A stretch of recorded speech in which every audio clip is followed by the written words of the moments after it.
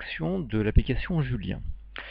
Il s'agit là d'une première application portant sur les charges que l'on utilise pour calculer les différents coûts en contrôle de gestion.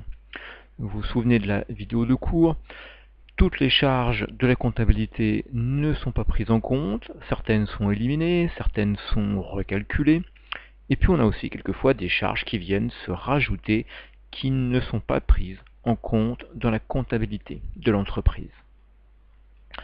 Dans ce cas simple de la société Julien, nous avons quelques chiffres. Eh bien, notre point de départ, ça peut être le montant qui nous est donné sur le total des charges de la comptabilité financière de Julien.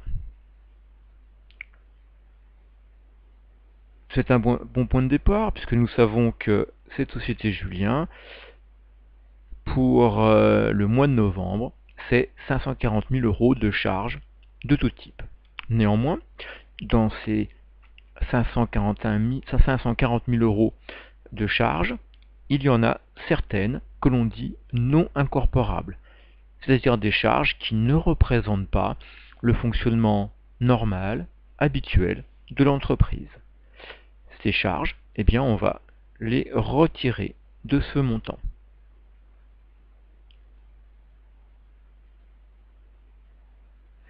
C'est donc pour 45 000 € de charges non incorporables qui sont retirées.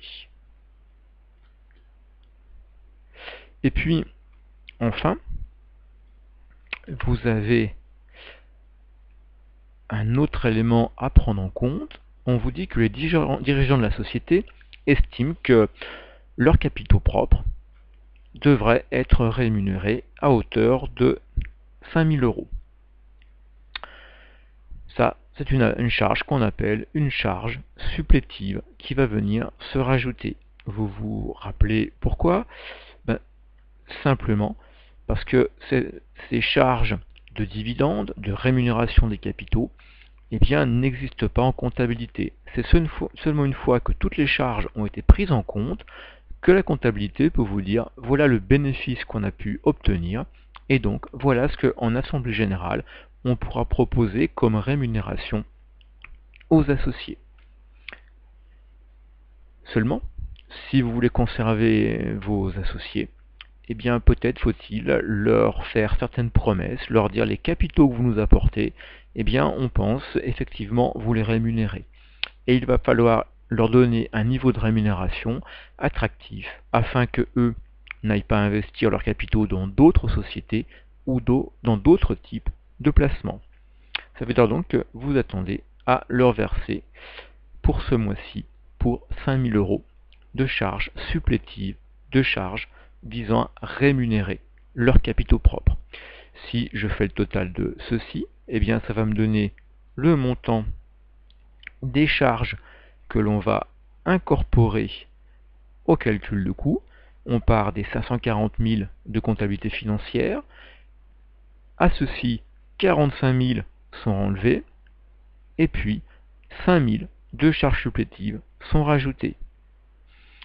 C'est donc un montant total de 500 000 € de charges qui vont être incorporées dans les calculs de coûts. Au passage, vous remarquerez ou vous vous souviendrez que le montant ici, vous voyez, entre le total comptabilité financière et le montant des charges totales utilisées en contrôle de gestion est différent. On a 40 000 de différence. On appelle ça une différence d'incorporation. Ce montant peut être un montant positif ou un montant négatif. Ici, vous avez effectivement une différence d'incorporation que l'on va dire négative, puisque le montant incorporé est inférieur au montant de la comptabilité. Je vous remercie de votre attention.